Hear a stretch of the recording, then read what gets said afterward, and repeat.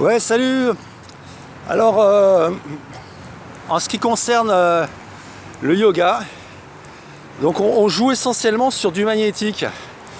Donc c'est pour ça que on contacte souvent des mémoires.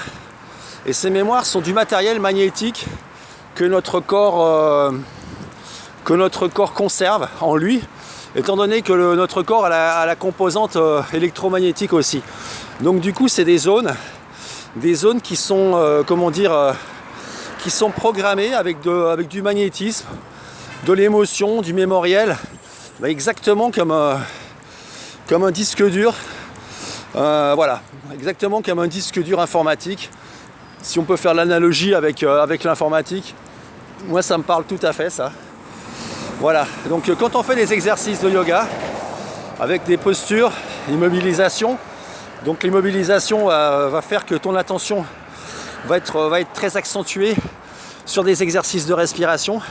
Donc on va accentuer énormément le magnétisme qui va faire ressortir et qui va déloger d'autres empreintes magnétiques, voilà, que ton corps conserve. Parce que enfin voilà, ton corps est une banque de données finalement. Donc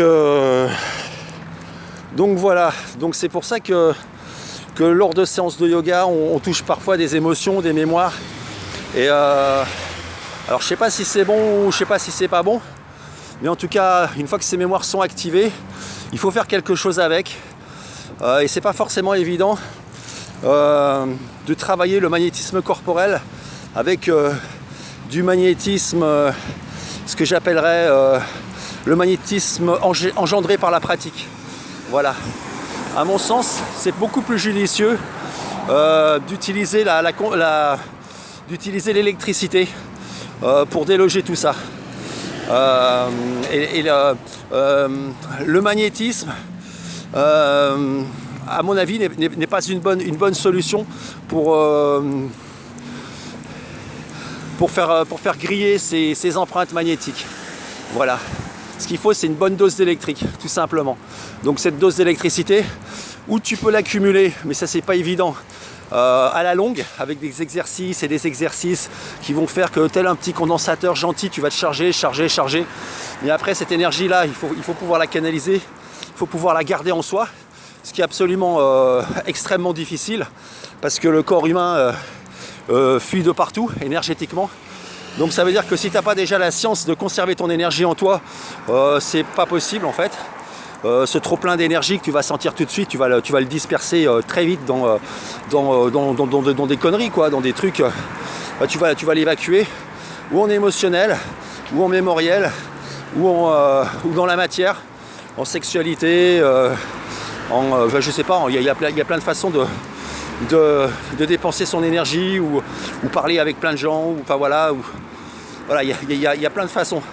Donc du coup, cette électricité que tu vas accumuler, le fait que tu puisses pas la capitaliser, ça mène pas à grand chose. Par contre, la génération instantanée d'une charge électrique par justement une espèce d'état intérieur de super acuité, alors je sais pas comment appeler ça, un état vibratoire très comme une espèce de colère, une espèce de ras-le-bol, une espèce de un état comme ça, ouais. Ouais, le mot colère vibratoire me vient, mais bon voilà, c'est à peu près ça. C'est une espèce de ras-le-bol, une espèce de réaction face à ce ras-le-bol. Et cette réaction, elle est tournée essentiellement sur le focus de l'instant, en fait, le focus de l'instant. Voilà. Bon, bah écoute, je te dis à plus. Ciao.